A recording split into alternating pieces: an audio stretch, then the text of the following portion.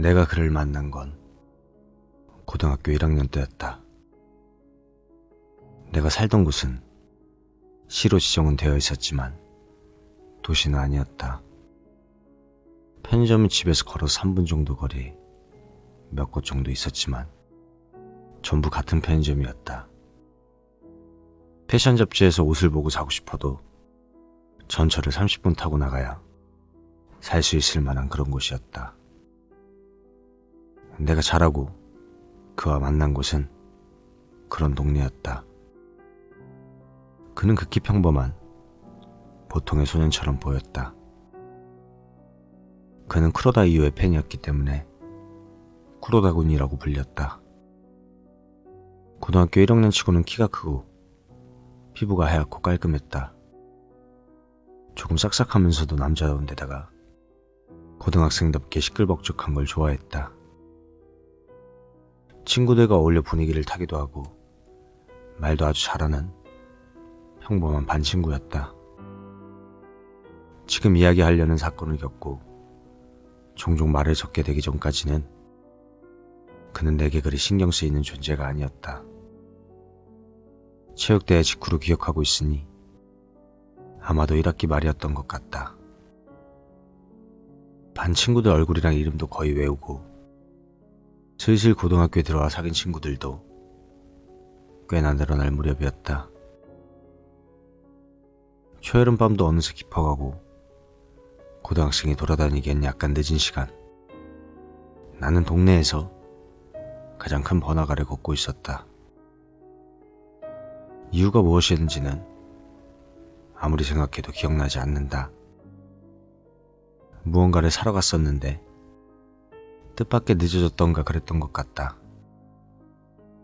2차선 도로를 따라 깔린 보도 옆에는 빽빽하게 불을 켠 상점들이 줄지어 서 있다. 교차로와 횡단보도 근처, 상점이 없는 곳, 횡단보도를 건너자마자 있는 가드레일. 나는 신호대기를 하며 그곳을 바라보고 있었다. 가드레일에 허리를 기대고 어쿠스틱 기타를 어깨에 메고 있는 한 남자가 있었다. 딱히 드문 일은 아니었다. 그날도 그곳에 이르기까지 몇 명인가 기타를 치는 사람을 지나쳐왔으니. 하지만 그는 소리를 질러 노래를 부르지도 허리를 숙여 죽어라 기타를 치지도 않았다. 그저 가드레일에 걸터 앉아 기타를 조용히 치고 있을 뿐이었다. 왠지 모르게 무언가를 기다리고 있는 느낌이 들었다. 횡단보도를 건너 기타 치는 남자의 얼굴을 바라보니 쿠로다군이었다. 그는 반에서도 꽤 떠들썩한 녀석이었지만 음악 얘기를 좋아한다거나 밴드를 한다는 이야기는 들어본 적이 없었다. 나는 깜짝 놀라서 어안이 벙벙해졌다. 쿠로다군도 나와 똑같은 표정이었다. 쿠로다군, 밴드라도 하는 거야? 내가 묻자 쿠로다군은 조금 수줍은 듯 웃었다. 아니야. 그렇지도 않아. 하지만 밤에 혼자 어슬렁거리면서 기타 치는 걸 좋아해. 나는 뻔뻔하게도 그럼 뭐 하나 쳐봐 하고 말했다. 쿠로다군은 역시 조금 수줍은 듯 웃고 카펜터스2의 싱을 연주했다. 나는 평범한 고등학생이었다. 기타를 치는 건 대단하다 싶었지만 스스로에게는 무리라고 여기고 있었다. 쿠로다군의 연주는 그런 내 입에서 와, 진짜 잘 친다 라는 말이 절로 나올 정도였다. 쿠로다군은 부끄러우니까 이거 비밀로 해줘 라고 역시 수줍은 듯 말했다. 나는 고개를 끄덕였다. 떠버렸던 나였지만 그 약속만큼은 잘 지켰다. 쿠로다군이 기타를 친다는 걸 누구에게도 말하지 않은 채 여름방학이 막 시작됐을 때였다. 그 무렵 친하게 지내던 친구 녀석이 담력 시험하러 가자며 나에게 권유해 왔다. 오컬트 같은 건 관심이 없었던 내가 거기에 끌려가게 된 건 당시 좋아하던 여자아이가 같이 간다는 이야기를 들었기 때문이었다. 담력 시험이라고는 해도 별것도 아니었다. 번화가 한가운데 교차로에서 몇 달 전에 사망사고가 있었는데 그 후 거기 죽은 부녀가 서 있다고 하는 이야기였다. 어디에나 있을 법하지만 그렇다고 넘기기도 조금 그런 흔해 빠진 소문을 확인하러 가자는 그런 싱거운 것이었다. 그래도 그 당시 우리에게는 가슴 뛰고 두근거리는 모험이었을 테지만 주말 밤 시간은 11시 조금 넘어서였을 것이다. 우리는 다 같이 그 교차로로 향했다.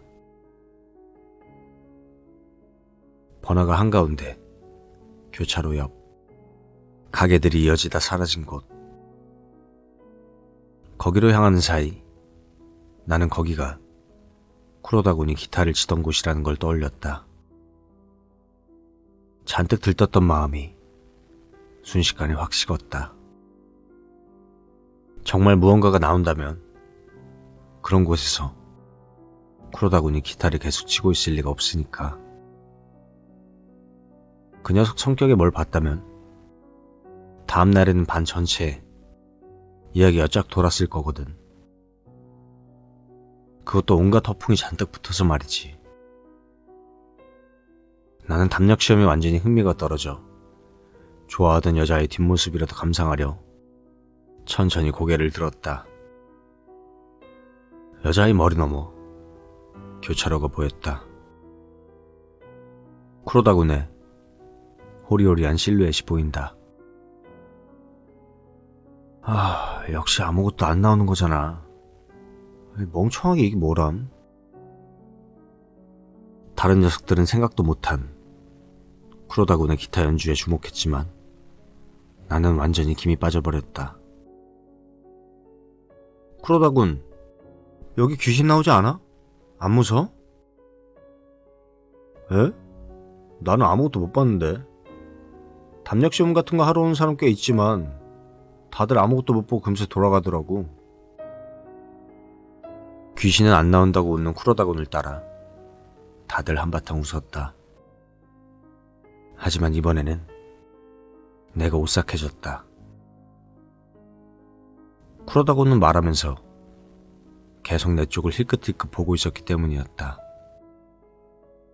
쿠로다군이 여기서 기타를 연주한다는 걸, 그것도 아마 매일 저녁 여기 있다는 걸 알고 있는 사람은 나뿐이었으니까. 그는 나를 경계하듯 보며 아무것도 못 봤는데? 라고 말한 이유를 알 수 없었다. 나는 직감적으로 느꼈다. 쿠로다군은 무언가를 알고 있다는 걸. 그 후에 기껏 모였는데 노래방이나 가자는 친구들을 뒤로하고 나는 집으로 도망치듯 돌아왔다. 이렇게 시작할 때 받아서 집 전화 옆에 던져놨던 긴급 연락망을 꺼내들고 쿠로다군의 전화번호를 찾았다. 전화를 할까 말까 고민하며 시선으로 전화번호를 찾는다. 곧바로 무선 전화기를 가지고 내 방으로 들어갔다. 어째서인지 떨리는 손가락 끝으로 번호를 누르는데 아래층에서 누나가 부르는 소리가 들렸다. 쿠로다군이라는 애가 전화했는데? 그 순간 이후 쿠로다군 때문에 맛본 공포 중에서도 가장 큰 무서움이 온몸을 덮쳤다. 아래층까지 어떻게든 내려가 무선 전화기를 손에 들었지만 무서워서 혼자 쿠로다군과 이야기를 할 수가 없었다. 가족들 목소리가 들리게 누나, 남동생, 아버지가 있는 거실 구석에서 통화를 시작했다. 나야. 늦게 받아서 미안. 한여름에 식은땀을 줄줄 흘리며 이까지 덜덜 떠는 나는 정반대로 쿠로다구는 평소처럼 말을 걸었다. 뭐하고 있어?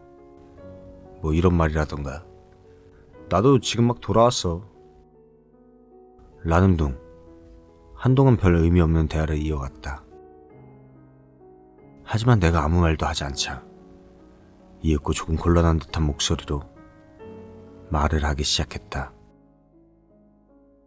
아까 전 일인데 너한테는 다시 한번 들켜버렸으니까 말이야.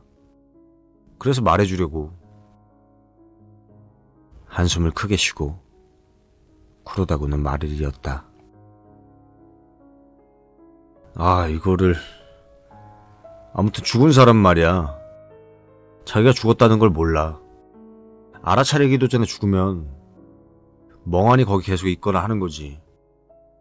하지만 몹시 소중한 것이나 중요한 일은 기억하고 있어. 거기 있던 건 여자아이의 아버지야. 여자아이는 없고. 나는 침을 꿀꺽 삼켰다. 그 아저씨는 자기가 죽는다는 걸 알아차리기 전에 소중한 딸이 피를 흘리고 있다는 걸 마음에 새겨버렸어. 딸이 다쳤다는 큰일 앞에 자기가 죽었다는 건 사소한 일로 느낀 건가 봐. 딸을 도와야 한다고 느끼지만 어디에 도움을 청해야 할지 모르는 거야. 쿠로다군의 목소리는 떨려오고 있었다. 눈앞에 수많은 사람이 지나가는 게 보이는 것 같아. 계속 필사적으로 도움을 구하고 있지. 하지만 아무도 돌아봐주질 않고, 종종 돌아봐주는 사람이 있어도 겁에 질려 도망가 버리고 말이야. 그건 어떤 기분일까? 그 아저씨는 세상에서 가장 소중한 사람이 자기 팔 안에서 서서히 죽어가는 걸 계속해서 느끼고 있어. 그건 또 어떤 기분일까? 나는 할 말을 잃었다. 내가 거기서 뭘 하고 있었는지 알아? 그게 그러니까 말이야. 그 아저씨랑 계속 이야기하고 있었어. 살려주세요. 살려주세요. 내 딸 좀 살려주세요. 그 아저씨는 계속 그렇게 울고 있었어. 나는 그래서 곧 구급차가 올 거예요. 따님은 괜찮아요. 이렇게 몇 시간이고 그러고 있으면 그 아저씨는 겨우 진정해서 감사합니다, 감사합니다 이렇게 말하면서 울음을 멈춰. 그렇다면 한이 풀리는 게 아닌가? 나는 그렇게 생각했지만 곧이어 들려온 쿠로다군의 말에 그 생각은 깨지고 말았다. 근데 그 다음날 거기에 가면 또 그 아저씨가 내 얼굴을 보면서 살려주세요라고 외치는 거야.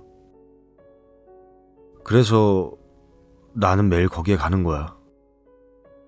그저 위로밖에는 못하지만 언젠가는 그 아저씨가 딸이 더는 살아날 수 없다는 걸 알고 딸의 곁에 진짜로 갈 때까지, 그냥 그때까지는 함께 있으면서 구급차가 올 거예요 계속 이 말을 해주고 싶어. 그렇게 말하고 수학이 넘어 쿠로다구는 역시 곤란한 듯 수줍게 웃었다. 딱히 눈에 띄지도 않고 반에서 언제나 평범했던 쿠로다구는 눈에 띄지 않고 평범하게 지내기 위해 정말 노력하고 있었으리라. 한여름 길가에 몇 시간이고 서 있기 위해 반쯤은 재미삼아 오는 우리 같은 녀석들에게 여기 계속 있어도 아무것도 못 받는걸? 이렇게 말하기 위해 중학교 때 시작했다는 기타는 그러는 사이 실력이 늘었던 것이다. 아직도 카펜터스의 싱을 들으면 쿠로다군이 떠오른다.